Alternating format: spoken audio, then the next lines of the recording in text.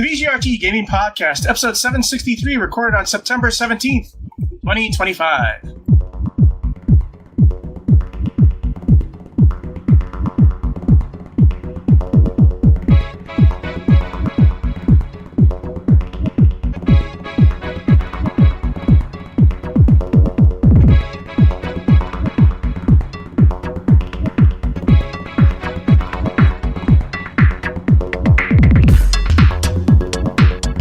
Welcome to the 763rd edition of the TV Gaming Podcast and 596th episode of Video Game Roundtable.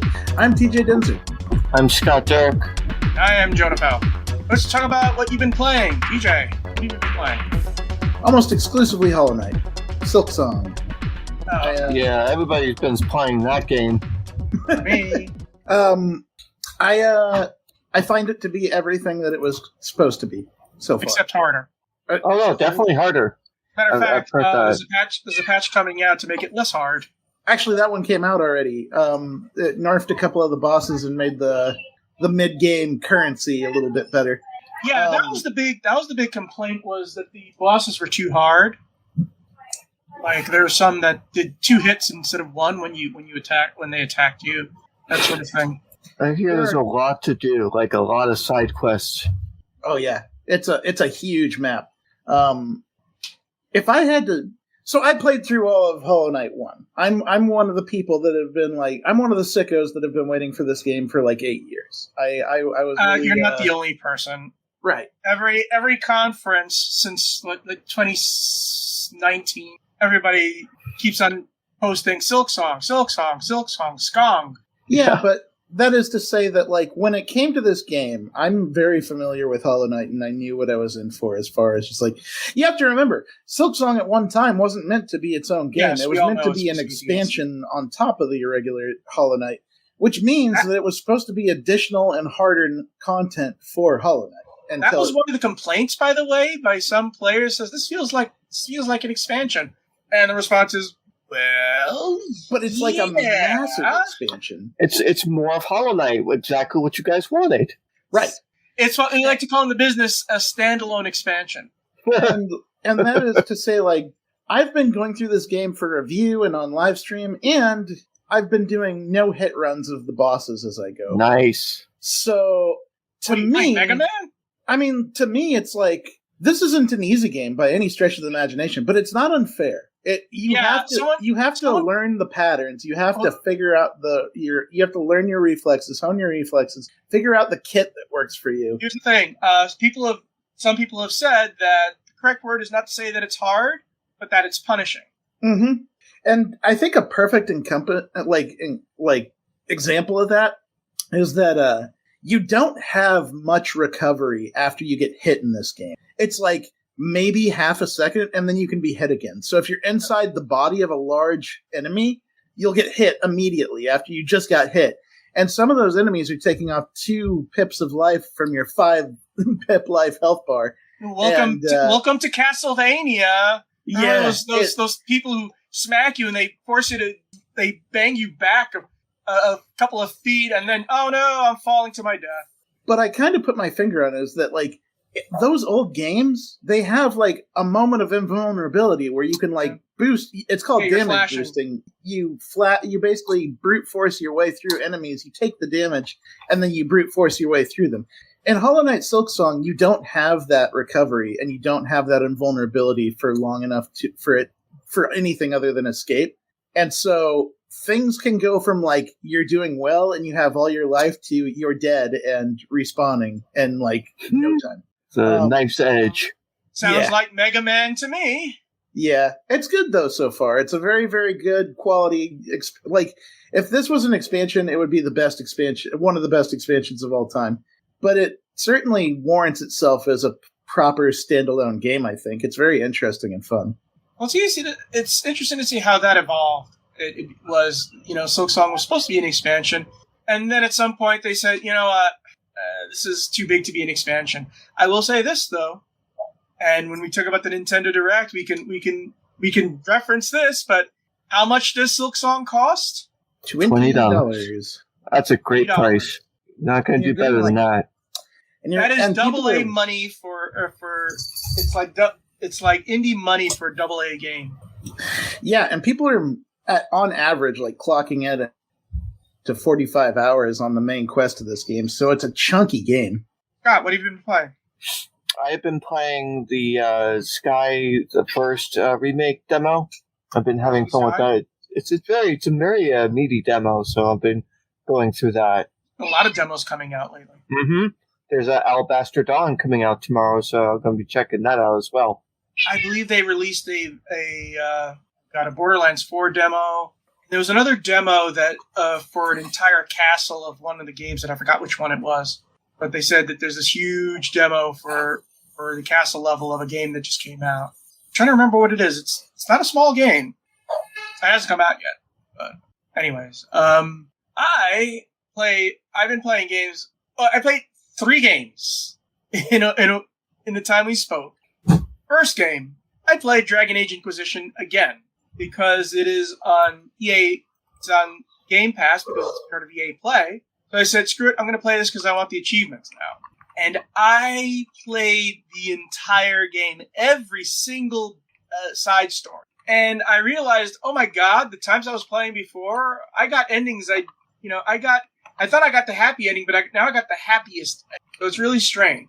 And here's the thing: gameplay for the Veilguard has shot up like 1,800 times because it's now on Game Pass, and it's sort of like people are discovering it. A lot of people complained about it without ever actually playing it, and now they're like singing its praises because they got to play it essentially for free.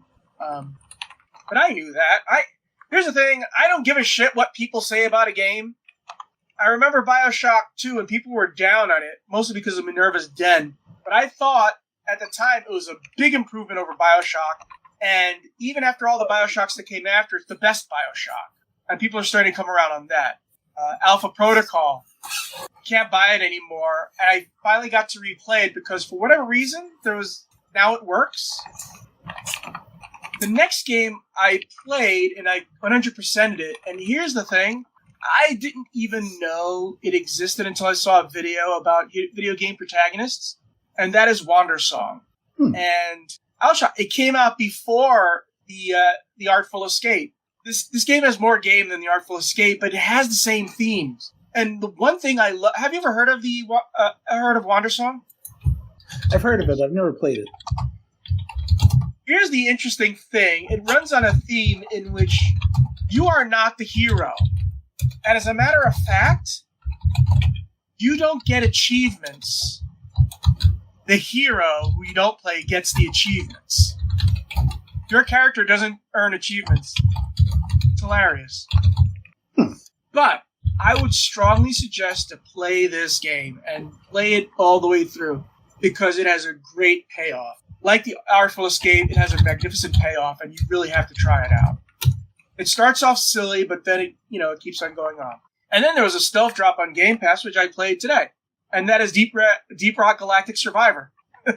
Which is Deep Rock Galactic, except as Vampire Survivors. And some people have already played it 400 hours because it was on early access, from what I understand. Have you seen Deep Rock Galactic Survivor? Yes, I have seen it, but I've never had a chance to I saw it when they first announced it, but I haven't seen the gameplay for it. Yeah, so it's really good. It takes the Vampire Survivor thing and it puts it in Deep Rock Galactic. And while you're playing, you're doing everything that you normally do in Deep Rock Galactic. However, this game, you actually have a focus. Because one of the problems I have with Vampire Survivors is I don't know how to advance in that game. How do I unlock it? It's very obscure. You have to do this, and this, and this on this level at this time. And this Deep Rock Galactic is no, we're just linear. Do this, then this, then this, then this, then this, and you unlock this as you go along. Sometimes linear is nice. You just have that nice streamlined experience. It's linear in its progression, but you can also play any level that you want that you've unlocked. But like Vampire Survivor, achievements come fast and furious. I think there's like 1,000 achievements, all worth 5 points each. So you constantly, oh, you did that? Achievement. Oh, you did that? Achievement. Oh, you did that? Achievement. Oh, you did that? Achievement. So that sounds fun. Yeah. And also, it's $15. Another good price. The other game I started getting back into, because I was curious, is No Man's Sky. And it's still the slog that it's always been. But now I'm investing some more time because I want to get to the new content that they were talking about. That revolutionary new content. So I'm doing that. And hopefully I'll get. There has to be a point in which the game really opens up, and I don't mean going from planet to planet to planet. I mean where I don't feel I have to mine things just to progress. So there's that. The one game I have not played yet is Helldivers 2. I am not touching that game yet because I knew there was going to be problems when they did an effective relaunch of the game, sort of like World of Warcraft with a new expansion. And man, oh man, there's a lot of complaints about Helldivers. People are really upset at Arrowhead. What have you heard about it, TJ? It seems like that's been the story. It seems like that's been the story of that game since the beginning. Like they balance too much, they balance not enough. The game might be about fascists or not, and it's Starship Troopers. Of course, it's about the fascists. It seems like ever since Helldivers 2 came out, there's been no shortage of complaints, conversations about what's wrong with the game or what it's doing wrong or how can it fail. I'm going to tell you this right now. And I'm going to tell you this. This is specifically about PlayStation users.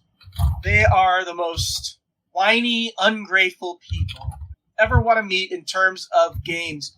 And they're worse than Call of Duty fans.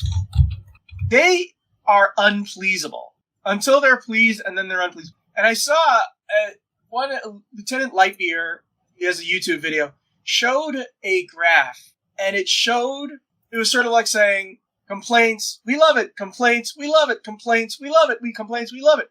The difference is this current situation feels more earned because Helldivers just turned off the new bugs for being too buggy a couple of hours ago. So they're rolling back the patch for now, or at least rolling back the bugs.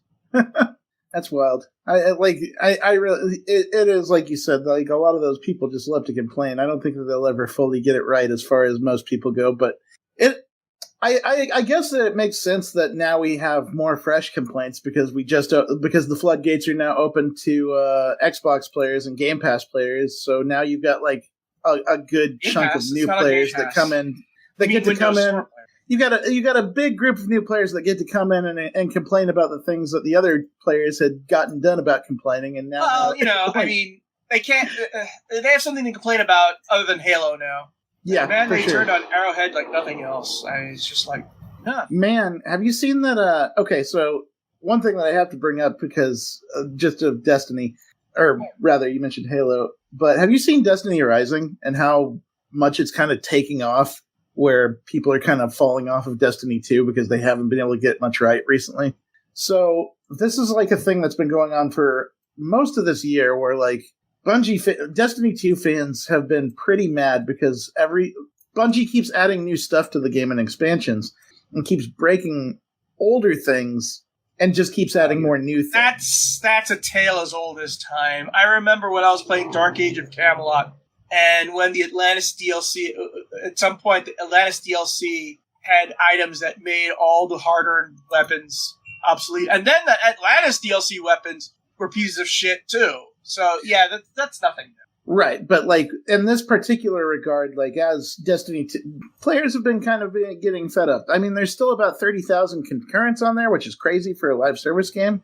But Destiny 2, but the mobile spinoff, Destiny Rising, also launched recently. And people have been saying that it's like the second coming of Destiny, and they've been enjoying it. That's the game they wanted.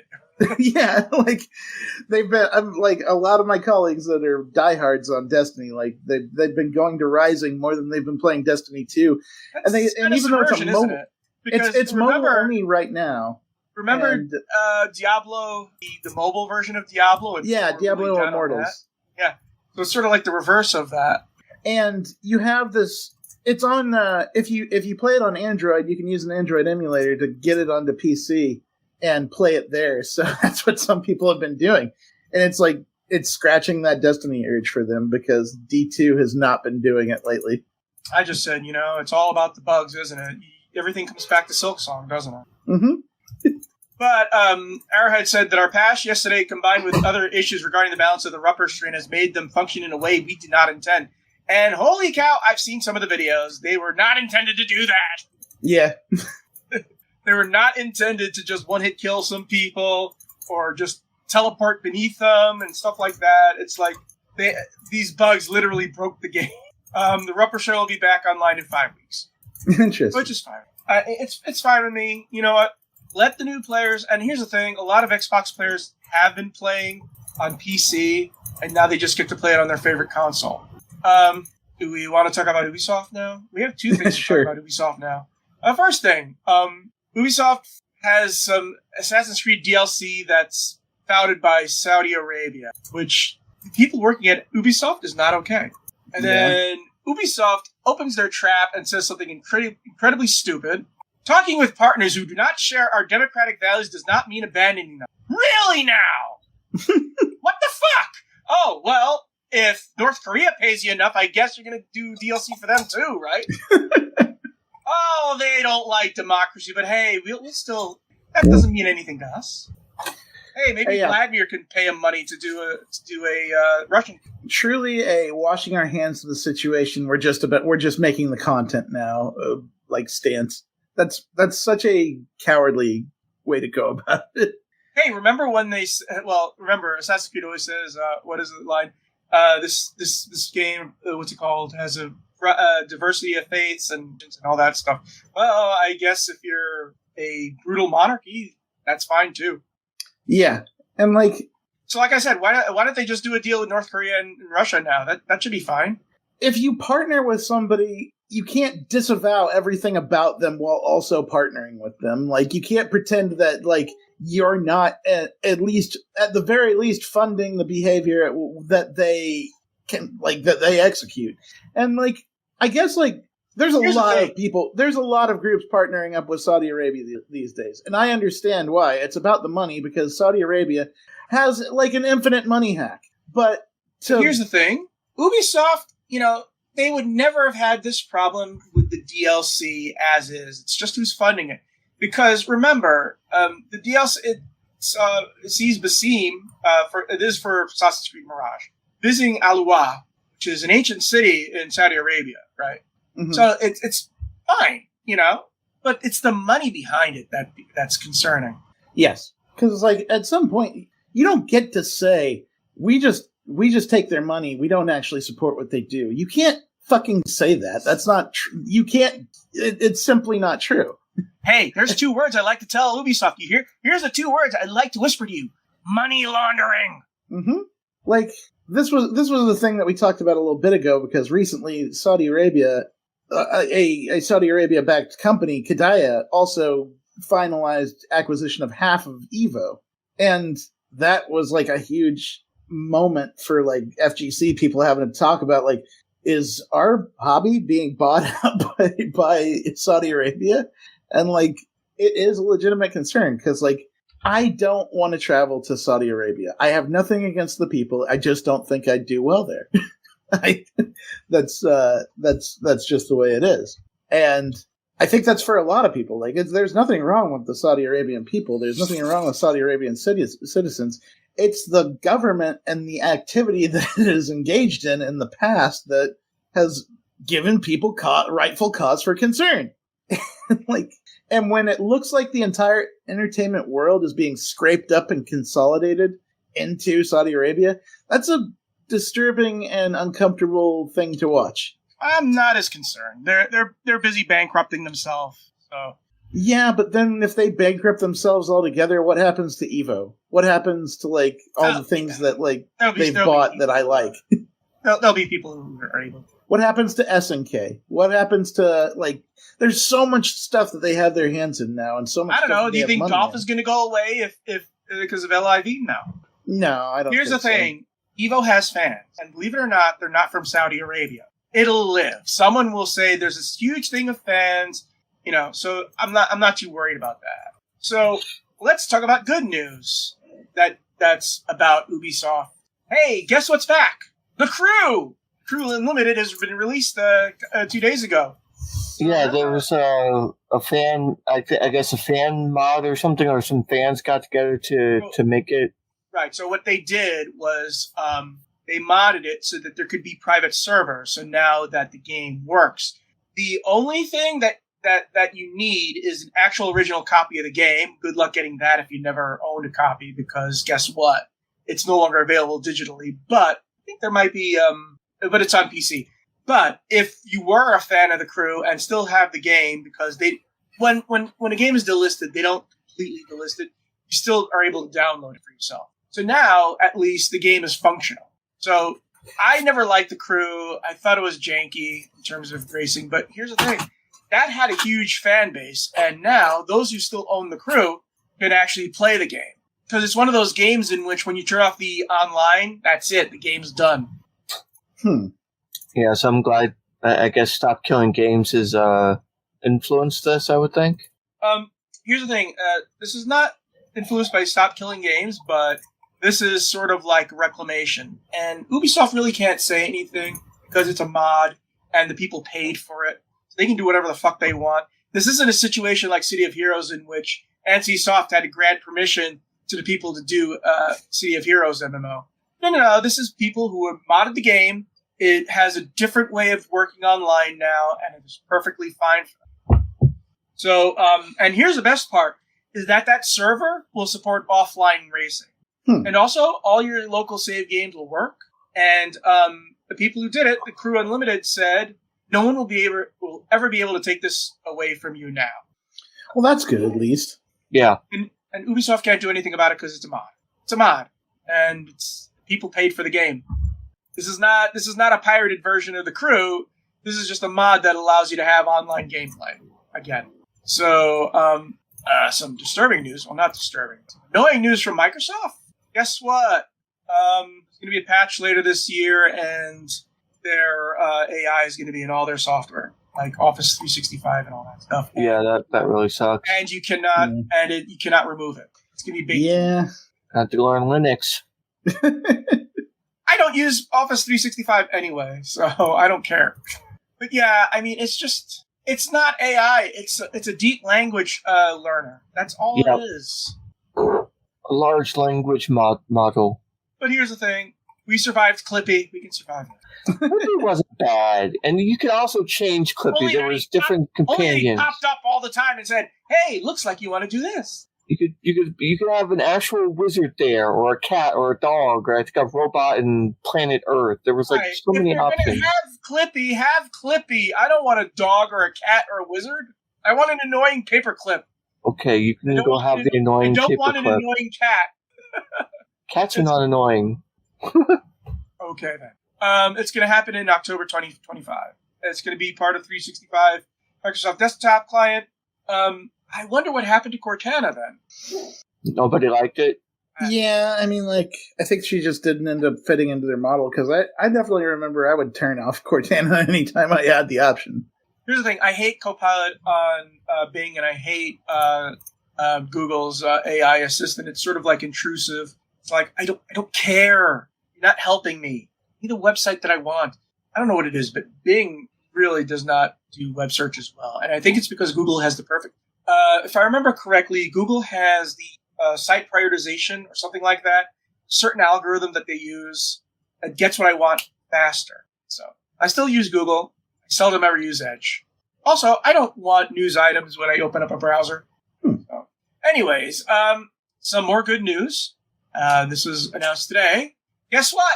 The La Sombra and Toreador DLC is now going to be available. They're no longer DLC in the game. It's not. They're going to get replacement DLC instead. They haven't announced what it is. So yeah, this smelled a lot like on disc DLC to me.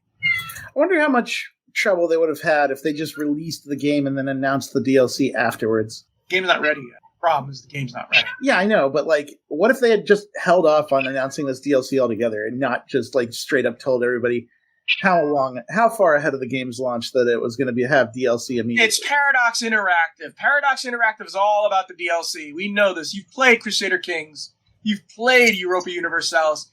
They love them DLC, don't they? Yeah, but this is a game that people are super precious about, that they were waiting on for years, and to tell them months in advance before the game's coming out that there's going to be DLC is kind of cause for... I would be concerned if I cared. it makes me wonder what there's going to be another DLC called Loose Cannon and the Flower and the Flame. That sounds like Malkavian with a loose cannon. Oh, the Salubri or the Salubri and the. I'm getting too much into World of Darkness here. Mm-hmm. I'm sort of mixed because I like the idea of you being a thin blood and having to work your way up. Now you're playing an elder. So basically what it tells me is that they're removing a lot of the role-playing out of it.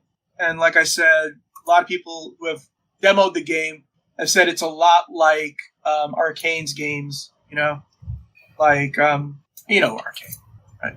So, a Dishonored. It's more like a Dishonored game. But here's the thing. What I would have done is that I would have just announced each clan that you can play one at a time without having the DLC.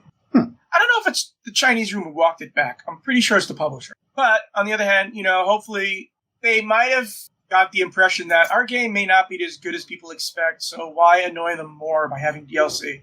That's the other thing that worries me, is that they don't have faith in the game. So if they had faith in the game, they could just do what Pokemon did and said, hey, guess what? We're announcing the DLC before the game's released too. Get to that later. Are either of you going to be playing Vampire the Masquerade Bloodlines 2? No. Yeah. Go ahead, Scott. I'm planning on getting like the Sky First remake and Final Fantasy Tactics and playing the Alabaster demo, so I'll be pretty busy. Yeah, I'll be watching it closely. I don't know if I'm going to jump in at the start, but I will be probably down the line. That might be one of those games that I hold off on until I have like a Christmas break or another stretch of time to fiddle with it. Just like Middle-earth, Shadow of War? Oh, that one's like super old at this point, and was when here's the thing. When I started, like, one of the best things about not Shadow of Mordor, because it feels a little janky after playing Shadow of War, but Shadow of War still plays like a 2025 game. Yeah, and it still looks like a 2025 game. It's a beautiful game. But on the other hand, maybe you should just watch a Let's Play of Shadow of Mordor than play Shadow of War.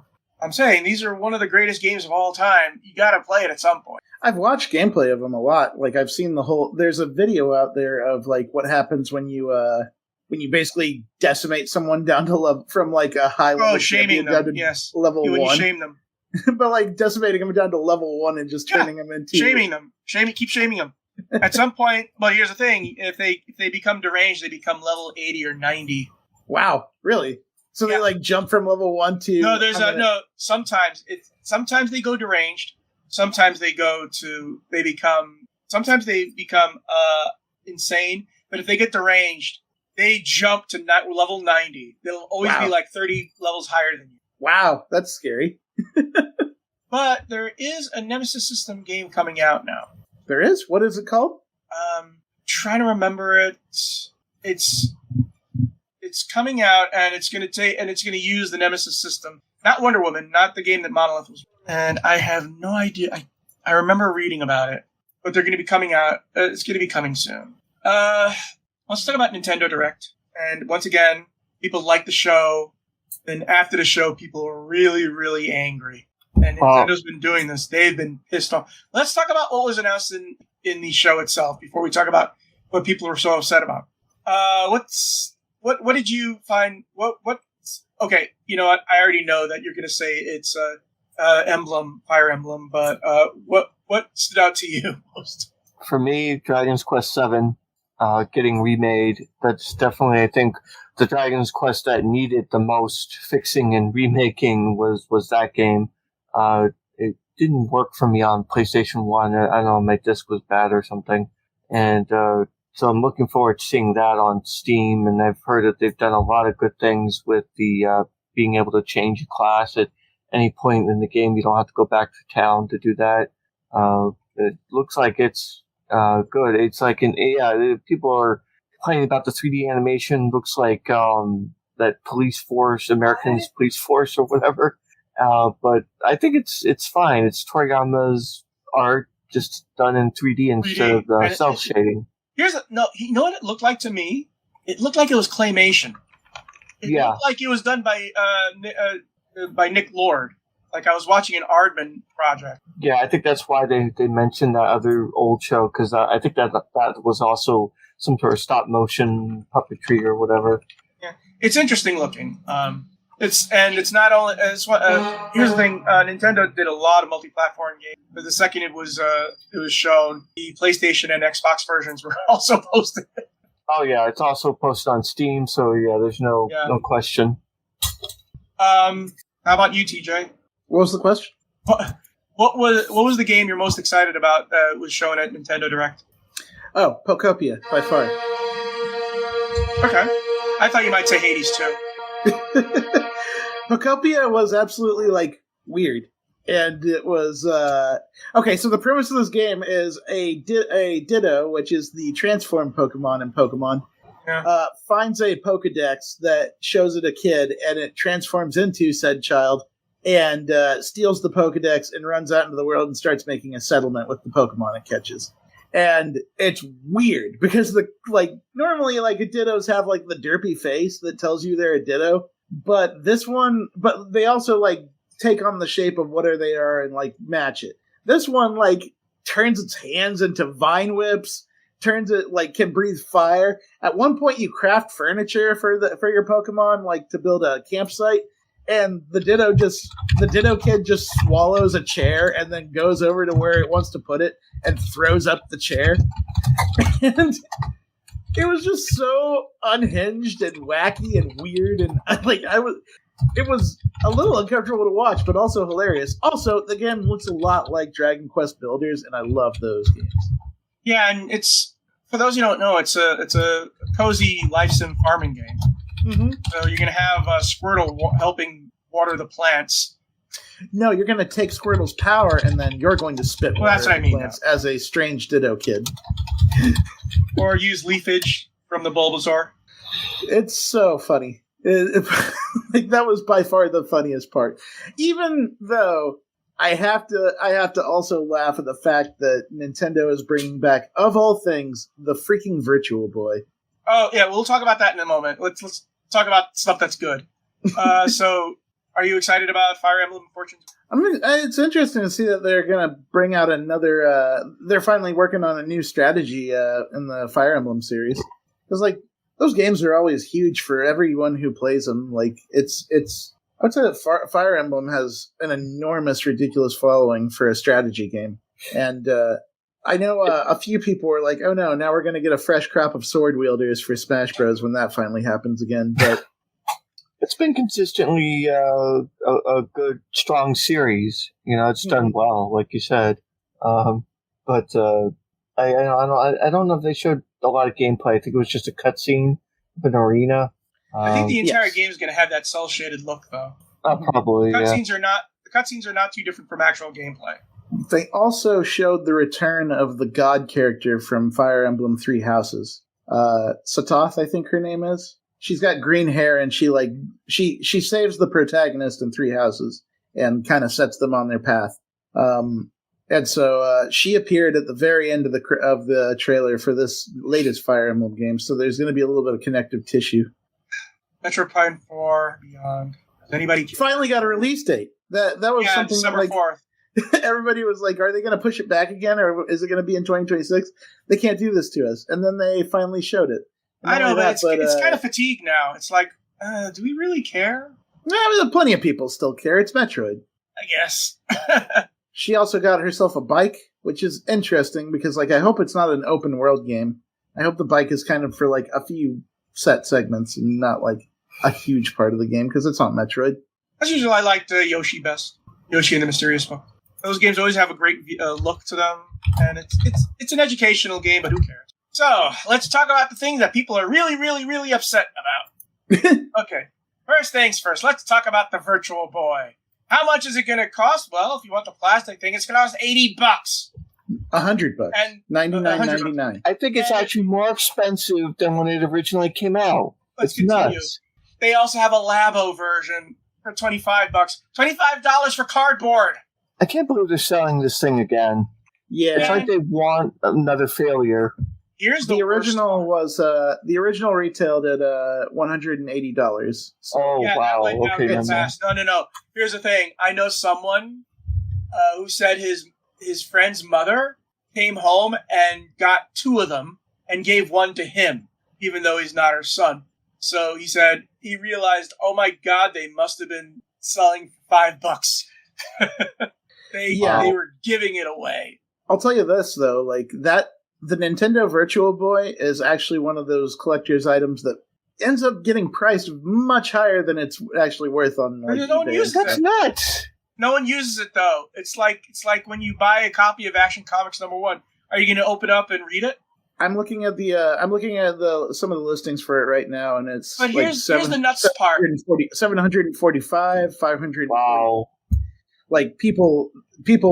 Yeah, those will remain on those will be auction. Those will remain on auction for very long. But here's the thing: the one thing is that two things about this. One, they're fucking going to release 14 games over time, once a month. Yes, seriously. Do they know some of these games are absolute shit? Well, some 14 games is actually about how many games were made for this. That's all they were made. Yeah, that was the entire run. And the other thing is that you could fucking play these games on the Wii Shop without the Virtual Boy. They were available for download on the Wii Shop. The fact that the peripheral, whether you get the plastic one or the cardboard one, is required. It says it on the product page. And you just stick the thing in front of your face. You still got a hunch over on the thing. I forgot who's the guy's name is, but he demonstrated, and he's still hunched into it, and looks all awkward. And I'm sure people's retinas are going to get burned. It's like you're putting yourself in a pillory. Let's talk about that for the people that don't know. The Virtual Boy is a bipedal headset that has to be placed on like a flat surface. It has a tripod. And as a bipod, well, it's like a V-shaped bipod with like legs that run down across the bottom. Either way, you have to put it on a table with about 10 inches of depth because otherwise it'll fall off the table. And that means that you have to like lean 10 inches into whatever table or surface you're sitting at. And then you got to find a place to hold the controller, whether it's on top of the table or underneath the table. And then you've got infrared red just blasting into your eyes. But here's the other problem. The resolution of these... Here's the thing, by the way. In case you don't know, basically what you're doing, you're just strapping the Switch to your face and looking at them through two lenses. That's all you're doing. But here's the problem, is that the Switch's screen doesn't have a high enough resolution for 3D, and it's going to look blurrier on the Switch than it did on the actual Virtual Boy, because you need a 4K screen to do it right. By the way, there are no straps on this thing. You just gotta... No, you just stick your face in it. You just gotta balance your head against it and not push it. You have to stick your face on the table. So this was a physical and mental and just all sorts of... This thing, you could develop back problems, eye problems, and just like all sorts of problems in just one easy-to-use system.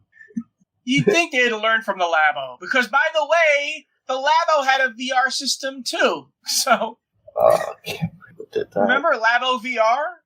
I remember that. That was a terrible idea. That looked like just a great way to ruin your eyes. That was at the same time that Google had that app for their cell phone, so you could use it as a cardboard thing for a thing. This feels like a troll. The whole announcement of that felt like a troll. No. The biggest troll. That wasn't the biggest troll. The biggest troll is when they announced Super Mario Galaxy and Super Mario Galaxy 2 for $40 each. Yeah. Or $70. I thought it was 40 for two games. No, 40 each. No, it's $70 to get them as a bundle. Oh, damn. Okay. Let me give you some perspective. Super Mario Galaxy and Super Mario Galaxy 2 were $20 each on the Wii store, on the Wii online store. And these games just have a minor bump in resolution so they don't look jagged. They look exactly the same as they did when they first came out. They're great games, but I guess they're saying, well, you probably put your Wii away, so why not buy it over again and pay twice as much than you did on the Wii U? I'm conflicted. I'm really conflicted on this one because I love Super Mario Galaxy 2. I think that Super Mario Galaxy 2 is the best Super Mario 3D game. I really do. I like it better than I like Odyssey. I like it better than I like Sunshine. I think it's just the best in terms of entire like core premise and then level design throughout the whole thing. I love that game. Will I pay $40 for it or $70 for the bundle?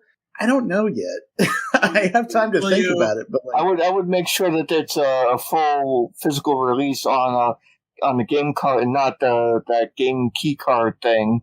Or agreed. That is a good point. Will you pay $50 for a Kirby amiibo? The flower thing, no. The Air Riders amiibos? Yeah, $50, and the others are $30 and $40. They're really taking the piss. Now, yeah, we know there were $20 and tariffs are probably involved, but no, this is not a tariff thing. This is a taking the piss thing. $50 amiibos. It's getting so like Skylanders had this era, right? They had an era where they did Skylanders toys that had vehicles to go with, and you could mix and match the characters with their vehicles. But still, $50. It's strange to see the amiibo follow the same road that Skylanders took many years ago. I mean, I guess the timing with Air Riders is reasonable enough, but it's still such a strange thing. Kirby Air Riders is another interesting thing of itself. Because did you watch any of that direct tracker I did? Yeah. He's running this like it's a Smash game. He really is. He's like giving us like character lore and demonstrating like different effects and features. He's and then like the city battle thing looks like a straight up like battle royale type setup. I don't know what to make of it. It's clearly not a racing game. It's like if you can't like you can say that you race in that game, but it's clearly not a racing game. It's so perplexing. So the Donkey Kong Bonanza DLC came out, and it is $20 for a single game mode that not very interesting, and a single island. $20. Remember how much Silk Song cost? People are saying this is worth at most $4 or $5. Yeah, they also went and announced DLC for Pokemon ZA. Yeah. And that game hasn't come out yet either, and the DLC for that is going to be $30, which I think is in line with Pokemon Mega DLC. Raichu and Mega Raichu. Right, Mega Raichu X and Mega Raichu Y. That's it. I don't know if it's just that, but like it is that. But the fact of the matter is, it's going to be $30, and they're announcing it again before the game comes out. Which I'm not giving. Like, I think it was a problem for Vampire the Masquerade, so why shouldn't it be a problem for Nintendo? Like, I don't know. I think it's weird, especially when most of the Pokemon games didn't get DLC announcements until like at least a season after the game was out. Well, am I wrong in that? I feel like that's the cadence with which it happened. I don't. Let's just say that people are upset both ways. I actually have quotes about that. Said just greedy as fuck. One thing that's good about Mario Tennis Fever is that at least we'll have another game with Waluigi in it. You know how rare he is sometimes. Kind of interesting that they went back to tennis so quickly, because we just got a tennis game on the first Switch. Well, I mean, this is not coming out now. This is coming out next year. Right. It's just it's strange that they would double dip into tennis after just recently doing that. I was kind of hoping that if they were going to go back to a Mario sports game, that they might try either baseball or football. But oh well. Anyways, let's just talk about Hades 2. It's going to be a console exclusive for a while, and it's coming out in next week. Yep, right around the corner. It's shocking to think that a year already passed since that game hit early access. Moving on from the, you want to talk about Steve Ballmer? No. I thought you might talk about Nintendo's patent on the whole summoning creature thing. Yeah, that's not going to happen. Because for one thing, guess what? People did it before them. And, that's, by the way, Power World 2, they're coming out. 1.0 is coming out soon. And here's the thing Nintendo has to understand. Microsoft and Sony are going to back Power World. And they're going to say, you want to? Okay, game on, Nintendo. You have lawyers. We have better lawyers. You want to fuck around with Microsoft's lawyers? Seriously? Yeah, I don't know that play. Yeah, and ESA will have something to say about it too. I don't know what ESA is doing without E3. Anyways, there's other stuff we can talk about. I can find it. What happened to my news? No, that's not the news. That's actually the sound effect I do whenever I see certain things that are going on right now. Oh yeah. What do you think about the rumors about Yakuza Kiwami 3? I hear that that's like one of the hardest original ones to play because it's just there are archaic and grindy things in it that are just annoying to get through. So the Kiwami games have been pretty good at cleaning up the originals and making them play. There's people that feel that like they lose a little bit something in the translation, but ultimately they're just meant to make the game more accessible to everybody. So I don't know. I think for those of you who are wondering, they accidentally posted their site a entry for Kiwami 3, and then they pulled it down immediately, but it was too late. People already screen capped the hell out of that. And there's an RGG summit coming next week, so they assume it's going to be announced. Yep. So that'll be interesting to see happen. I'm excited. I'm at least excited to see. Like, I want to see the first trailer for that. I like the Yakuza story. I like playing through Kiwami. I liked playing through Kiwami 1 and 2. I've heard that they're a lot easier than their originals, and I expect 3. It'll probably be the same with the Kiwami 3. But also, I like the idea of not having to deal with frustration of the original game and still being able to enjoy what it has in it.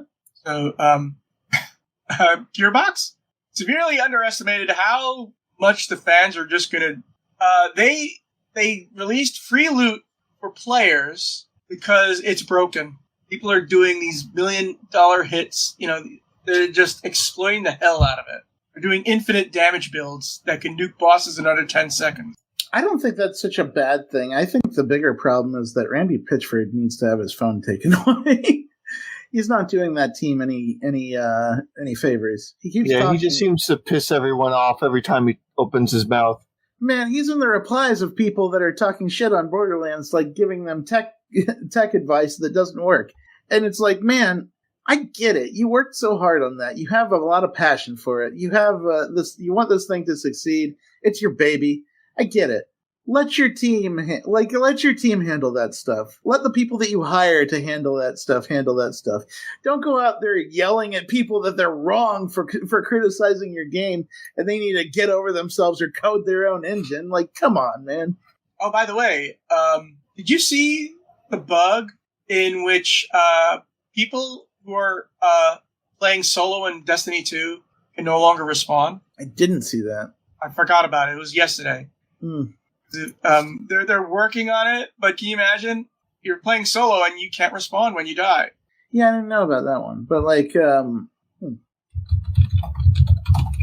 the thing is that that's coming in while there's while people are complaining, there's an outrage over Bungie's microtransaction rug pull. Yeah.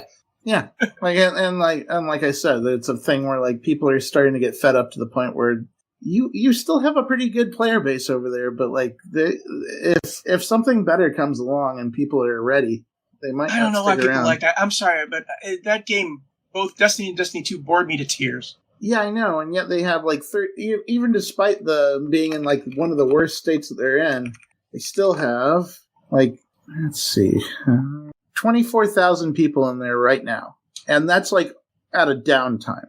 And it's the strangest thing because like you would think that for as much complaining as you hear about Destiny 2 and as you say, being bored to tears because you're not the only one that feels that way, this game still packs a lot of people in and keeps them going. I think to a certain point, it's probably just they've been playing it for so long, it's an addiction, kind of like EVE Online or like a MOBA. But I don't know, man. I have to think that like if Destiny Rising continues to do so well, I wonder if PlayStation, being the publishers, will suddenly be like, well, let's move this over to consoles and PC and get it off of mobile so everybody can play it. And then what happens to D2 if Destiny Rising takes off like a rocket? I just call it Destiny 3. That's all. So remember last 2 weeks ago we were talking about how Silksong broke the internet. I mean, all the stores went down. Yes. Well, in less than 2 weeks, Silksong sold 3.2 million copies. Man, that's fast. And remember, Silksong's on PC and Xbox Game Pass. You have a whole chunk of people who are playing it for free, or at least as part of their subscription too. So it has to be something like 6 million across all consoles. That's wild for an indie game. That's absolutely crazy. And then you wonder, hey, guess what? How much does it cost? $20. Guess why people are playing it? And even if the game is like been in development for a long time and people have anticipated it, there have been other games that people have anticipated for a long time that didn't hit that hard. Yeah. Like, that's pretty impressive. I remember when Capcom said that when Lost Planet sold 1 million copies in a year, they deemed it a rousing success and did Lost Planet 2. So here's the thing. What are you going to call the sequel? You're not going to call it... I don't think you're going to say Hollow Knight Silksong 2 or Hollow Knight 2. So they're going to have to come up with some interesting name for it next. Because guess what? This is a ballot. This is a landslide. People voted for another Silksong game, another Hollow Knight song game. Oh, this is sad. There's a related article about relieving condolences for the family of a late Hollow Knight fan who created a boss for the game before dying of cancer in 2020. That's pretty touching. They it was like it was a Make-A-Wish Foundation thing where he wanted to meet Team Cherry, and they met him and they let him sketch up a character, and then they put the character in the game as boss. And the boss has like a quest line that you follow through a good portion of Act 2 and Act 3. So, man, they went all out with that character, and I kind of am like, I'm excited to run into it. I haven't seen it yet. I know where it is and how to find it, but it's going to be interesting to fight that particular fight. You've seen the character, though. Mm-hmm. Yeah. So this was 5 years ago, so they had a lot of time to work on the boss. Also, good on them for coming through on that, like, because that's like, I hope that the family gets a little bit of peace and joy out of that, because, man, that's rough to be a fan of something or know somebody who is a fan of something and not able to make it to that. By the way, the character is named after him. Seth. Mm-hmm. Shrine Guardian Seth. His name was Seth Goldman. Mm-hmm. You would have been 21 this year, or you would have been 22 this year. Sorry. That's a bummer. Or not a bummer, but it's actually the kind of news I thought I was going to be. It's nice that they did that for them. Like, Team Cherry has shown repeatedly that they do right by their fans, and I respect that about them, despite all the success they've had. Because, like, they are, like, at this point, so successful that people question whether or not they can still be considered indie, which is silly to me, because, yes, they are. They aren't backed by anyone. They had to make their success just like any other indie developer by making something incredible. And they've proven over and over again that they care about the fans and doing right by them and making sure that they put their best foot forward. And I think that's extremely admirable for someone for a group that's seen so much success on their own projects. You know that Take-Two did a stealth reveal of Grand Theft Auto 6's release date? Is it not still in 2026? They said, it was kind of specific. They said, we're going to be releasing the largest game launch in history 7 months from now. So if you want to... It's currently set for May 26th. Right. Which is, by the way, guess what happens at May 31st? March 31st. The end of the quarter. It's the end of the year's quarter. So, yeah, they want their stock to skyrocket. And, yeah, I mean, releasing in March, you know? I mean, that was one of the big problems with Mass Effect was that they released that in March because they wanted to get this boost when all the previous Mass Effect games were released in November. They did that with Animal Crossing as well. Yeah, but I think that was a pandemic too. Yeah. I don't know. Let me ask you a question. If Grand Theft Auto only sells 10 million units, will that be a flop? I assume that it has to sell just like... Yeah, I don't know. That's a good question. I don't know how much Grand Theft Auto 6 needs to sell to be successful because they've been working on this for so long. They were working for Grand Theft Auto 5 so long and Grand Theft Auto 4 so long. It's a thing. Is it weird to say that I think that everything about whether this game like ultimately succeeds or doesn't for Take-Two and Rockstar is going to be based on whether or not the online catches hold? So there's another thing. Nobuo Uematsu, who's a very famous JRPG composer, Blue Dragon and everything by Mistwalker and all that stuff, right? He actually said that he's worried about video game music because the music's kind of generic and it's quote unquote, he says, quote, there's less weird things now. Yeah, I can't disagree with him when it comes to like AAA games because orchestral scores are just in everything now. And there's nothing necessarily wrong with orchestral scores. I like a good orchestral score. But there was definite quirk in old games that in the soundtracks for them that like I think that has been lost a little bit on people trying to make games into such a prestigious art. He said, that a lot of indie games don't suffer this. I mean, you have Rock in the 80s and Pizza Tower and Pizza Tower's got a great soundtrack. It's the same Stars had a good one. Octopath was good. Yes, but he says that if you try to make the same stuff as John Williams and grow complacent with that, you'll get nothing more from it. Now, if someone put a bit of techno in there, what kind of sound would it become then? I think that's a good way to approach music. Well, and Trials does that.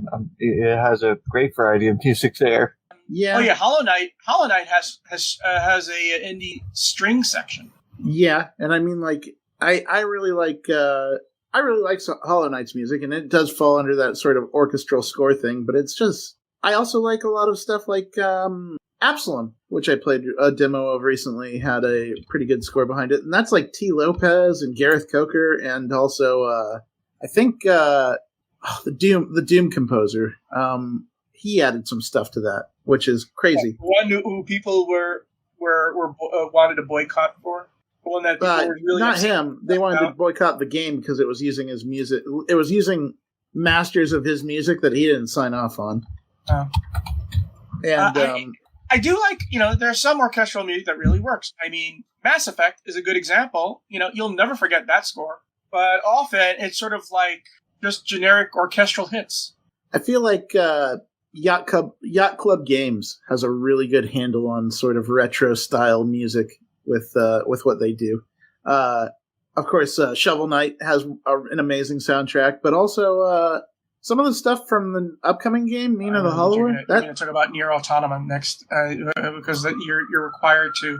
Whenever we talk about video game music. Automata's soundtrack. They have concerts with that music, and it's so good. But I love a mix. I love a mix of old and quirky and like retro chiptune style, and I love some of the new stuff. You gotta play Wonder Song, damn it! I mean, Guilty Gear is like my favorite franchise series of all time, and that series is literally defined by heavy metal music. Here's the thing: play Hollow Song. It's just going to take you maybe 5 hours to complete, and the music in it is incredible because it's such a slow burn. It goes from plink plonk type of plink plonk. Simon Says, Guitar Hero button mashing, and then it just keeps on orchestrating and orchestrating and orchestrating and orchestrating and orchestrating. Anyways, look for our show notes at gamingpodcast.net along with industry news and our gaming history articles. If you enjoy feedback, send us comments at our blog at gamingpodcast.net. Also, hit us up at facebook.com/gamingpodcast.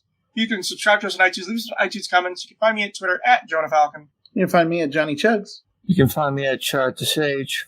And we will see you next week. Happy gaming, everyone. Have fun, be cool, play games, y'all.